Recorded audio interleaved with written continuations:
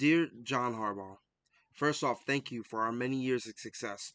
With this season looking to be all but over after the loss last night to the Patriots, our playoff hopes relies on the Browns beating the Steelers, then us also having to beat the Packers and then the Steelers in Week 18. You have faced harsh criticism. I would not like to be an advocate for you to keep your job, as I do agree maybe it's time for a change of the organization to breathe some fresh life into a team that feels directionless. But I wanted to come on today to give a reminder to all for everything you have accomplished here in Baltimore. Not just to show my appreciation, but if this is the end, to send you off properly. John Harbaugh has won 192 games since joining the team in 2008. That includes postseason and regular season, which ranks 14th of all time among coaches. He led us to win the tough AFC North Division 6 times and won us a Super Bowl in the 2012-2013 season. He holds the record for most playoff road victories at 8. He was the NFL Coach of the Year in 2019, the year Lamar won his first MVP, and we finished at a 14-2 record, which is still the best in franchise history. He is the only head coach in NFL history to win a playoff game in 6 of his first 7 seasons. It may not have always been perfect, but he is a true leader, a great mentor, and left an unforgettable mark on the Ravens franchise. Through the highs and the lows, the exciting locker room dances, and the straightforward pressers that never let the media ever disrupt what was going on inside of the building. It may not end with him riding off into the sunset, but if this truly is the end of Coach Harbaugh, then I must say thank you for everything you did for this city and this team. I am Josh Kirby. This is the Fourth and Forever podcast. Let's get into it.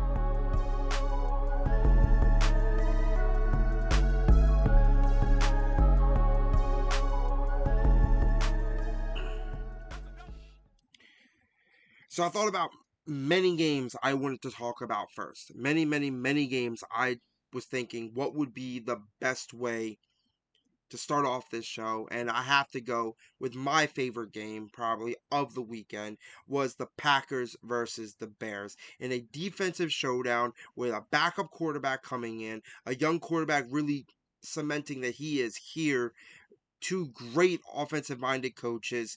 The game was windy as hell. The kickers were having trouble all day, but even though they were hitting some kicks, it was just a crazy game in general. Game went down to a great drive by the Bears to put up three. Bears recovering and recovering onside kick, then to score a touchdown, send to a undrafted free agent, I might add, catching the touchdown to tie the game, sending it into overtime, stopping the Packers on 4th and 1, and then the Bears quarterback Caleb Williams to DJ Moore for the walk-off touchdown to win the game. It was absolutely insane. But let's first talk about the Packers. They went down, and Love went down, and Malik Willis came in. Willis went 9 for 11, 121 yards in a touchdown, finishing with a 149.05 quarterback rating, which for the amount of time he played and what he was able to do, very efficient. He has definitely opened up some eyes, and I think he will have some opportunities next year, maybe to either compete for other teams in a starting position or to be a career backup for sure, because he is a guy that I think you can commit to if you want to be able to put him out there at any point. He has good mobility, he had a good sense of the field, and he was making all the throws you could ask him to make. Maybe it was just the Titans. Titans drafted him, it didn't work out, but he showed some flashes last year when he came in when Love was hurt, and this year he definitely had a really good showing of a game. So props to him.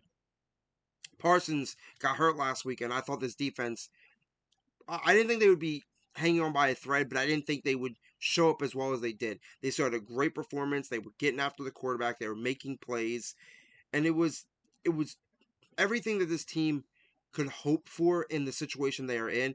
But with another loss, the Bears are on the likely trajectory to not only win the division, but to have home field advantage throughout the playoffs, as the Bears now have a real shot at competing for the number 1 seed, while the Packers are probably for the third year in a row are going to be sitting at the 7th seed going to the playoffs and just putting themselves in a tough position once again.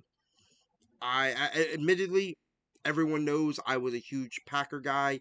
I thought the Packers were going to win the NFC and go to the Super Bowl to play the Ravens. Clearly, the Ravens may not make the playoffs after our devastating loss to the Patriots. I'll get into that in a sec.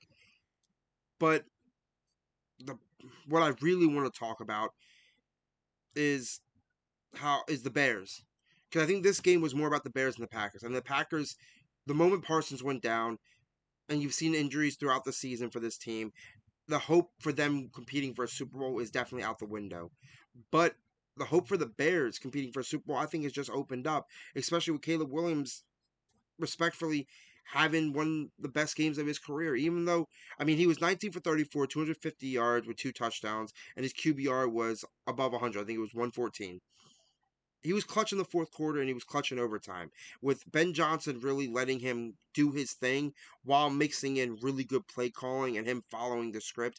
I think it's a good it may be a frustrating combination for Ben Johnson as he likes a high completion of throws, and Caleb just isn't going to do that. But Caleb does not turn the ball over. It's one of his best narratives coming throughout this season, throughout his whole football career. And this has really put a team that if the Bears get home field advantage to the playoffs, there's certain places that if you have to travel there throughout the playoffs, it's going to be harder to play. Whether it's Chicago or Denver or Buffalo or any of these cold, windy places where you want to be able to run the ball, you want a quarterback with a strong arm, and you want a tough defense. The Bears have three of those things. So if they get the number one seed, this is a team that, even though I didn't even know if they were going to make the playoffs coming into the season, they may realistically compete for a Super Bowl. I'm not saying that would be my pick. I told everyone I'm waiting for the actual playoff brackets to be set. But that whoever gets the one seed in the NFC is going to have a huge advantage this season because I think in either side, AFC or NFC, the the whole playoffs is so wide open. It's exciting to see what can happen. But props to the Bears. They deserve the respect. Props to Ben Johnson for turning this team around in 1 year.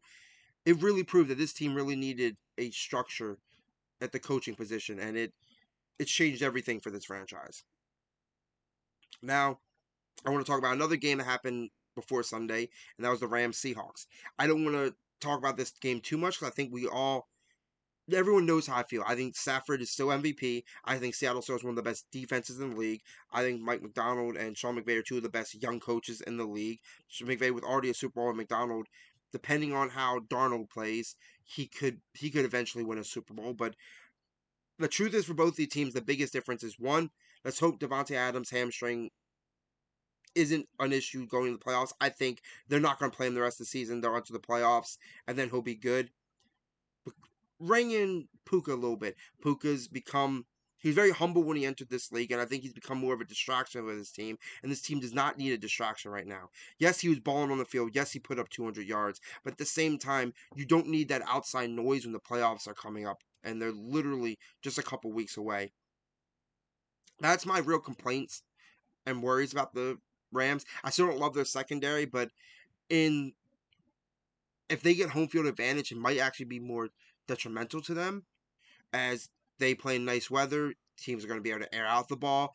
I mean, Stafford is going to be able to air it out with the best of them, and he's still putting on his MVP season, but they actually might benefit from going to a cold weather to not get the number one seed and go to a Philadelphia or a Chicago and rely on their run game, which they pretty confident in both their running backs, and rely on the front of their defense, which can really step up. So it'd be really interesting to see. They're one of those teams where I think just because of their weakness of their secondary, it might benefit them on the road, which I think a lot of people would be shocked to hear that, but I think it actually would because even when they play a home game, half the time their stadium's filled with half of the other team. So I don't think they're as worried about that. Now Seattle though, who wants to go play in Seattle? That's a tough stadium, it's a tough building. They would more than welcome getting that number one seed, which is still in play for them. And with Darnold, he had a rough start to the game, but even though I still am not sure how I trust him in the playoffs, I've been saying all season, I need to see him in the playoffs before I really am comfortable with this team long term. But he showed at the end of the game to be able to clutch this team out and help win them, lead them to a drive to tie the game, and then lead them to a drive to win in overtime. That shows resilience, and that if your quarterback they always say if you want your quarterback to have a short-term memory when it comes to turnovers. He turned the ball over twice early in the game, and it looked like it did not affect him whatsoever late in the game, which is something earlier in his career he really struggled with. And now that he's not struggling with that, I think it's really he might be the answer. But once again, it's the playoffs for both these teams. I want to see what these teams do in the postseason because until then, everything they're doing this regular season is just seeding wise because they both are in. They're both going to make it. They both are phenomenal teams. Um, before I get into uh, some more games, actually, let's do it. Let's talk about the Patriots Ravens. First and foremost, Drake May is a stud. I love Drake May. He makes everyone around him better. You could just see it all night. He was darting up his receivers. They made some great catches, don't get me wrong, but he was darting up receivers. That defense, was it Chasm, Kasem? What? I remember when he played for the Jags, and I thought he was good, but I didn't. But I didn't think he was great. I don't remember him. They said he went to the Raiders for a year. I don't remember that. But then he is wow. He is good. He was in every play. He was forcing turnovers. He's a good centerpiece on that defense. And he was a big difference maker for that defense. And that defense, who has struggled a little bit since Milton Williams went down with an injury, they were solid. I would say they weren't great, but they were solid. Christian Gonzalez is still one of the best corners in the league. Zay gave him some work, but I'll talk about Zay and the Ravens in a moment. I just want to give props to the Patriots for everything they've done this season. I was high on them coming this season, but I had no idea they would have amounted to the success they've already amounted to. This is a team that easily could go win a Super Bowl. They have a great minded head coach. They have an offensive coordinator that's been there and done that. They have a good route to the number one seed after this win. They might and they just they're I love everything about this team. Yes, I maybe would like another dominant pass rusher. Yeah, they would be nice if they had an elite wide receiver or an elite tight end. Yeah, it would be nice if yeah, you could always talk about what would be nice to improve a team. But sometimes you just have to appreciate what you got. And what they have is a lot of talent that is raised by the talent of this young quarterback. And Drake May is a guy that is going to be in the top five quarterback conversation from here on out because after we've seen Burrow with his injuries and Pat Mahomes going down and Lamar is getting banged up. Maybe it's time to shake up the top five. Maybe the top five isn't as set as it's been in the past. I would say for very consistency, the four best quarterbacks in the league have been Patrick Mahomes, Josh Allen, Lamar Jackson, and Joe Burrow. You can flop that order however you want it. They've been the solid four. And then five has rotated in from Jalen Hurts to Jane Daniels to Matthew Stafford to whoever else you want to put in that realm. I think it's time to shake it up because based on injuries, based on performances, how can you, as a Ravens fan, how can I put Lamar in the top five if Lamar is not out there and Lamar is not playing at Lamar's level? And I expect better from him because I've seen better from him. How can you give Mahomes right now currently top five? Now, if we're doing all time rankings, Lamar and Pat have a lot of these guys beat because they have MVPs. Pat has his Super Bowls. But truthfully, with play right now on the regular seasons, they're not playing like top five quarterbacks. And May is going to shake that up when we go into talking into next season about who potentially is the best quarterback in the NFL because he should be second or third in MVP voting, and Josh Allen's been having a great season as well. So just mad respect to the Patriots, and I really am excited to see what they do the rest of the season and into the postseason and see if they can win the AFC. That'd be it, it's kind of nice being able to be past the Brady era and look at the AFC and be like, you know what, I wouldn't be upset if the Patriots went to the Super Bowl because I remember there was a time when that was not so much fun. But then the Ravens. I already did. I opened the podcast talking about Harbaugh. I don't want to talk about him. I don't like the criticisms he's. I think the criticism he's got is fair. I think the harsh criticism is unfair because he's done more than enough for the city and this organization to deserve a little more respect than I think what people have been giving him. Now, to really break down this team, Lamar's hurt again. I love Lamar, but you got banged up, you got bruised, you're back. You basically it seemed like you couldn't walk or throw. That's devastating when we needed that win. And Huntley played really well. I mean, props to Huntley. He came out and did what he could, but almost a fumble by Mark Andrews flipping the ball backwards. That was a mental error right in there. We just signed you 3 years, 39 million. You cannot make a mental error like that. I don't care if it's a must-have moment. You don't must have that. That was a bad decision. Henry fumbled again, but I'm not giving him too much crap. He hasn't fumbled since what, week 3, week 4. It's been almost over 10 weeks, 10 games since he's fumbled. Yeah, he's had a season high in fumbles, but he's older. He's not the player he was when he was in Tennessee. That's not him anymore. He can have great moments. He can have 100-yard games, but he's not that superstar elite game-changing running back he was. And that's okay. We don't need him to be. We need the rest of the team to step up. And defense had good plays. Kyle Hamilton had great plays. We still don't have a pass rush.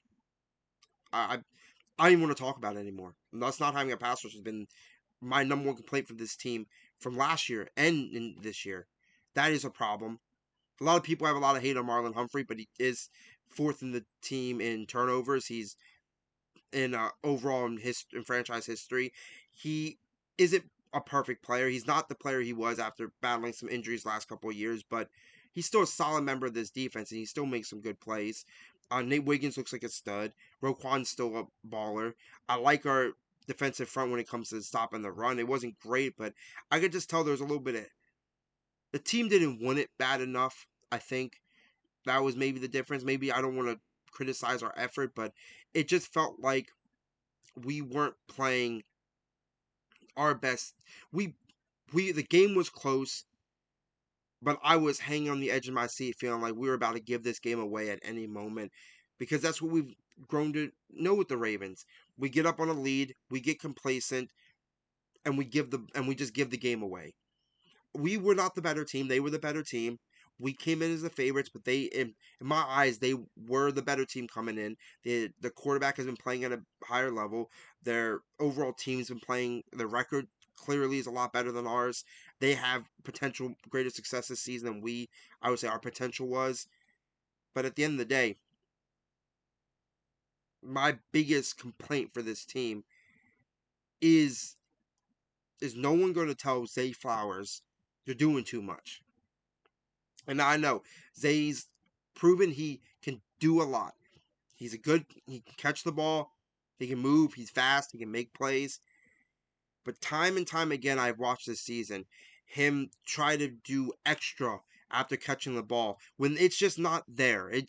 Point blank period. When you go into the game after they scored, it's 28 to 24. 4 point swing, 2 minutes left, 3 timeouts. There's no excuse, none, that you shouldn't take that ball, drive down the field, and put up points on the board. Hell, I would be okay if we lost the game and in the red zone and we just couldn't put on a touchdown because we needed a touchdown. Because Lamar's not there. They're a better team. I'm okay with that. But why in the hell is Zay Flowers once again taking the ball side to side, trying to make all these moves, and boom, he fumbles again? Another fumble by Zay Flowers, a receiver that I think has all the workings in the world to be one of the best receivers in this franchise's history, has done everything in his power to be a negative impact on the games in its biggest moments. I don't care. You know what? Point blank period. DeAndre Hopkins did not hit 100 yards this game, but every catch he made, he caught it, he secured it, and it was a valuable play. It doesn't matter if you have 100 yards and 10 catches. If at the end of the game, when we need you to be at your best, you fumble the football, then that is a problem. And maybe that's a coaching error. Maybe that's a maturity error. I don't know where the error is, and I don't know where the disconnect is coming, but we cannot win that way. And I need our veteran players to make better mental decisions. And I need our young players to get mentally right, because I am tired of the immaturity of our team. We are an immature team. We are fumbling the football. We have bad turnovers. We have poor assignments. We are a team with a good blend overall. We have great veteran players, and we have good young up and coming players, and we have players in their prime and yet we're constantly making mental mistakes. We are giving games away more than we're just flat out losing them. And that is a problem. And like I said, that's why I'm not here to defend Harbaugh on his job, but I very much don't want the blame to be solely on him because execution is the difference maker for us. Yeah, we could put our players in some better positions. Yeah, we could coach our guys up a little more. Yeah, there's a lot of things we could do, but at the end of the day, these players go out there and they have to execute, and they are not executing. And that's all I have to say about us. We have the Packers next. We don't know if Lamar's going to play. Who knows with his back injury? Then we get the Steelers. But it won't matter because if the Steelers beat the Browns next week, Steelers claim the division, and we are eliminated before we even play them. But now, some little tidbits from the week. The Eagles beat the Commanders. They were officially the first teams to secure their division this season, and thus eliminating the Cowboys from the playoffs, which I thought the Cowboys would be a little deflated coming into Sunday. They were not. Chargers beat the Cowboys in a very tight game, but the Chargers just looked like the better team. Now the Chargers, with that win, is still in the hunt to get the number one, not only the number one seed, but they still are in the division hunt. Them and the Broncos just lost. This is really that made that division even tighter now going down the stretch. The Bills narrowly beat the Browns 23-20 to stay in contention for the AFC East, which is after the Patriots winning is very important for them. While Myles Garrett still has to wait another week for him to break the season sack record, which I'm betting he's going to do it next week. The Saints beat the Jets 29-6. I'm only bringing up this game not because I think either of these teams matter at all this season, because they don't right now, but I will give props. Taysom Hill became the first player in NFL history to hit 1,000 yards in rushing, receiving, and passing. It shows that like you can have an impact on a game in all types of ways, and sometimes these gadget guys even can come in and really be difference maker. And he's been a difference maker for that organization. Now that it's not doing much now because they have nobody else. But I mean, hey, props to him. Someone that probably shouldn't have had a career in the NFL has put together a really nice career for himself. In other news, Gardner Minshew may have tore his ACL, and after that, some third stringer is going to Aluakon, I think it's his name for the Chiefs. Their third string quarterback is coming in, and he's going to most likely not win a game. I don't see them winning a game with this. They're not. They're already a bad team, and now you're in your third string quarterback who's only thrown one pass outside of yesterday in the NFL. I think this is the end for the Chiefs season. They will lose out, but at least it will help give them a better draft pick, and it's a good win for the Titans. They need a little confidence booster. They need to know that at least at times they can do things right, because next season they really have to find some upgrades on this team. JJ McCarthy got hurt again, but the Vikings won. Vikings are still a good team. I predicted them going 7-10 into the season, and that looks very likely still. And probably the most notable low side win would be the Texans beat the Raiders 23-21. Both defenses showed up to play, and probably the difference maker of this game was: do you trust CJ Stroud or Geno Smith? I think we all unanimously can agree you trust CJ Stroud more than Geno Smith. So even though the game was close, the better team won. The Texans were able to narrow them out. Now back to some other games that really mattered. First, the Panthers Bucks game. Panthers beat the Tampa Bay Buccaneers 23-20, and now they have taken firm hold of not only the division, but they control their destiny now. Now that Week 18 matchup against the Bucks might not matter. If they win next week, no matter what the Bucks do, they are now slotted to win the division. The Bucks need to win less next week, and they need to hope Carolina don't get their victory. I don't want to say too much about these teams. I have to say, one, I'm disappointed in the Bucks. They started off the season so hot. Injuries have derailed them, yes, but like I'm about to talk about with the Lions, and injuries don't mean jack to me after I've seen all the injuries that other teams have faced and their ability to be resilient and overcome it, such as the 49ers. If there's I will point to that team every single time now when someone says, "Oh, of course our team can't win. We have injuries everywhere." They lost their two. This I just told my dad this the other day. In before the season started, their four best players, two of them and Ufunga and Greenlaw both left to other teams. Then during the season, their two best defensive players, in Fred Warner and Nick Bosa, get hurt. They're still an 11-win team, and they're going to make the playoffs. Injuries are not an excuse. Now, I get if your quarterback goes down, you can have a little bit of this sucks. This probably is the end. But I don't want to hear injuries are the sole excuse you're losing. You're losing because you're not playing well. The Bucks should have won this game. They're the better team, or at least I thought they were. Props to the Panthers. I still don't believe in Bryce Young. I don't believe in the coach. I don't believe in this team. I think they have won. I think the best thing about this team is they've been bad for so long. They were able to accumulate so many early draft picks, and it's real. And a lot of those guys, they've hit on a good amount of those guys, and they're all turning out pretty okay. And T Mac, he's a phenomenal receiver. I was really high on Ibuka coming in the season. I still think Ibuka is going to have a really good long career, but do not overlook Teteroa McMillan. T Mac, is what he likes to be called. He's insane. He really is a difference maker on this offense. Him and Leggett as the two receivers on this team, they make Bryce look a lot better than I think what Bryce looks, and they have a good 1-2 punch at running back. This is a team that I think is going to win this division now after seeing what the Bucks just did to themselves. But truth being told, I don't see this team going beyond a playoff game. So I want to move off those teams because I don't want to crap on them too much. But it'll be interesting to see what they do if they can make any noise in the playoffs, but I do doubt it. Next, Steelers Lions. Steelers won, Ravens lost. Steelers win next week. Like I said, they win the division. I don't know if I trust the Steelers in the playoffs. I don't love their offensive line still. I still don't trust this defense. I think if the Lions defense was healthier and coached up a little better, this game would have been closer, and this game might have been the Lions game. I will say, the refing in this game was some of the worst this season. I think they didn't know what it wasn't great. Rodgers won and complained about it, and I felt like Lions got more bad calls going their way. So it clearly looked like an issue overall. But I will give my props to Aaron Rodgers. He played great. Jared Goff has been a great center to this team when this team has not performed to its standards. This defense is underperforming, and Jahmyr Gibbs had a rough game yesterday. He still was able to do some stuff, but he had a rough game. I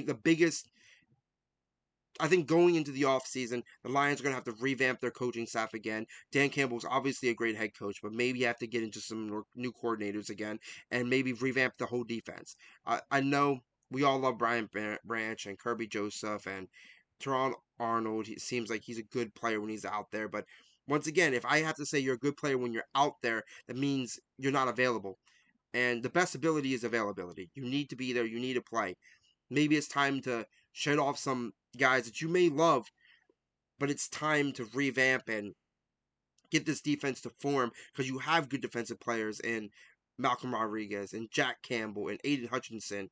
And like I said, Brian Branch and Kirby Joseph are great players, but they need to be healthy. But maybe it's time to mold around and maybe go get someone else to bring in to really help center this defense, which would be really nice to see. This is a team that I still am high on going into next season, even if they miss the playoffs this season. While for the Steelers, I think this is it. This is the best this team can do, I think. I think they'll win next week. I think it won't matter in week 18. I don't care if they win or lose. They won't be in a position to get anything better than the fourth seed. So I think their regular season will end next week after they win, and they'll just coast week 18 and then enter the playoffs. And I don't think they have a shot because I don't think they're better than any team.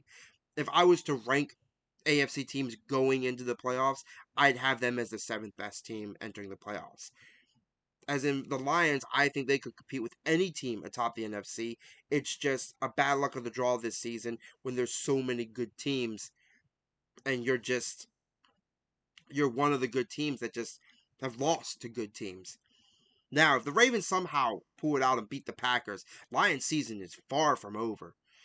But I just don't see us beating the Packers at the way this team has been showing up because we are going to give the game away at some point, which is sucks for the Lions because us failing to reach our potential, even if the Lions win out, is going to hurt the Lions to reach the playoffs. So that's what I have to say about those teams.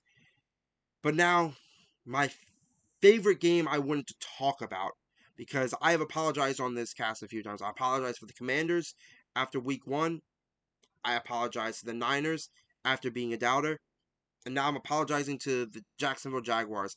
Not because I didn't trust Liam Cohen, because I told everyone that was a good coaching hire and he's done a great job there. I'm not going to apologize to this defense because I love that defense. I said their defense is very underrated, and I've been saying this. I'm not going to slam on their overall weapons. I said ETN's good. I think Parker Washington has really come on as a solid 3. I think Brian Thomas Jr., once he shakes the yips he's got, he can be back to full form. And Jacoby Myers, who just got a huge contract, props to him. He's got he's got all the tools.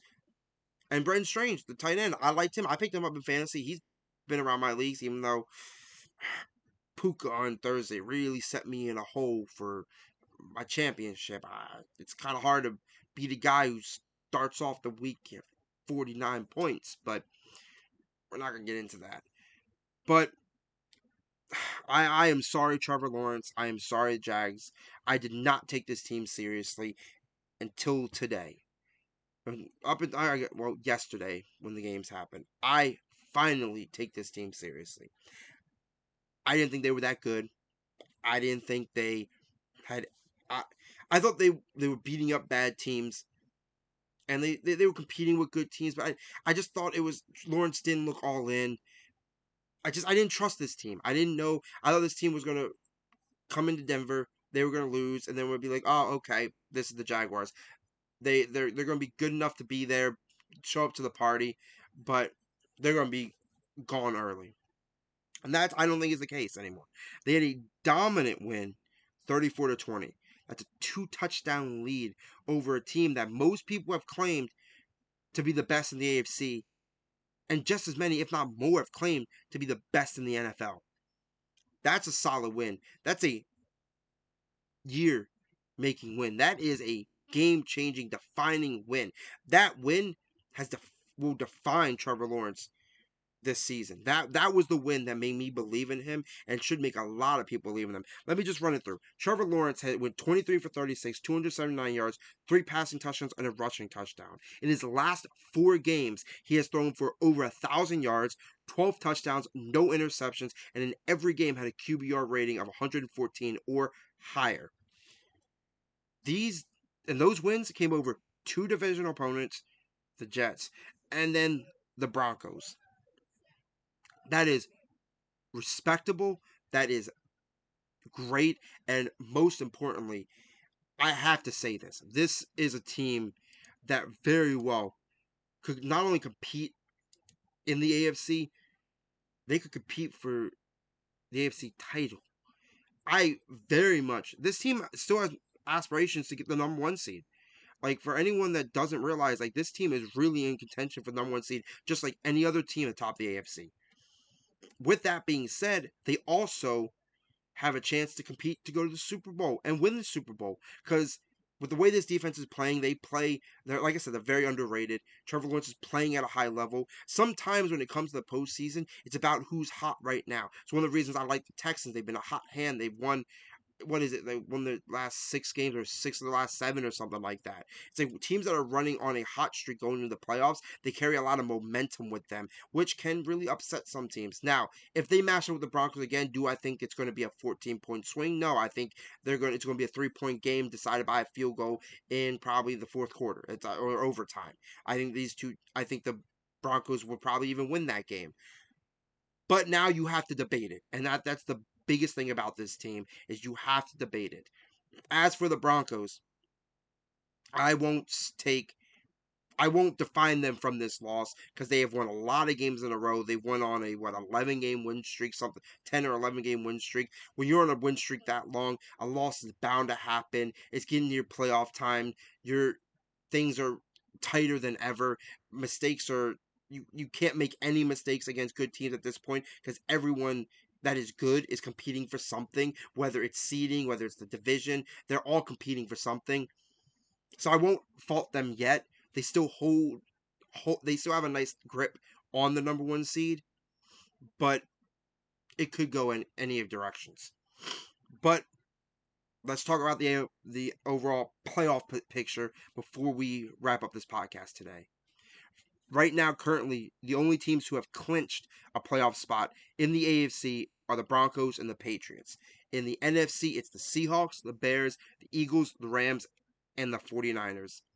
Told you those three teams are making it. So with the Rams, Niners, and Seahawks all clinching a playoff spot, there is only one wild card spot left. The Bears will most likely win their division after their win against the Packers. So that leads and the Eagles have won their division, so they have clinched one of the top four seeds. Meaning the Bears or the Packers are going to win the North, and most likely the Lions or the Packers are going to slide into that wild card spot, in my opinion. Now, as for the AFC, it's way more open up. Jags have not officially won their division yet, with the Texans still nipping at their heels. The Jags still have to play, I think, the Colts one more time, and I know the Texans have to play the Colts again. So if the Colts lose tonight, it will officially clinch a few people. I think if the Colts lose, the Texans, the Jags, and the Bills will all clinch a playoff spot. Maybe even the Chargers. Like there's a we might have after tonight. This Niners Colts game is huge for the AFC because if the Colts win, it's still a problem. If the Colts lose, tons of teams are clinching. The real hunt for the AFC right now, I think, is who's going to win the AFC South, which is the Jags or the Texans. I think the Jags have the leg up, but who knows? This year's been crazy. And then the Steelers Ravens, which, like I said, Steelers play the Browns next week. They get that win. They officially secure that. And then the Chargers Broncos, they still have to determine who's going to win that division. I think the Broncos most likely going to win out, and that will give the Broncos the leg up. Now, in the AFC, though, the number one seed is still wide open, just like in the NFC. Currently, the Broncos, Patriots, Jaguars, Chargers, Bills, and possibly even Texans all have a shot to obtain that number one seed. Texans probably the least likely based on how they started the season, and Bills still. I wouldn't bet very likely on that. I think the likely odds are the Jags, Broncos, Chargers, Patriots, but they're all still in some sort of contention for it. While in the NFC, the Seahawks, the Bears, potentially Eagles, Rams, Niners are all in contention to potentially get the number one seed there as well. So those are the current how the playoffs are set up. I hope everyone has a very happy holidays, Merry Christmas. I know it's coming up soon. I'm hopefully going to drop this podcast on Tuesday and then drop my picks and the teams of the week on Wednesday. So we don't have no content you have to take in on Thursday or on Christmas, so you can just enjoy the holiday and we can enjoy our families. So everyone, remember at a time like this to be thankful to everyone you have close in your life, because these are the memories that are going to carry you for the rest of your life with football and family and everything else involved. So like I said, happy holidays, Merry Christmas, and I hope everyone has a great rest of your day. And thank you for being a part of this podcast with me.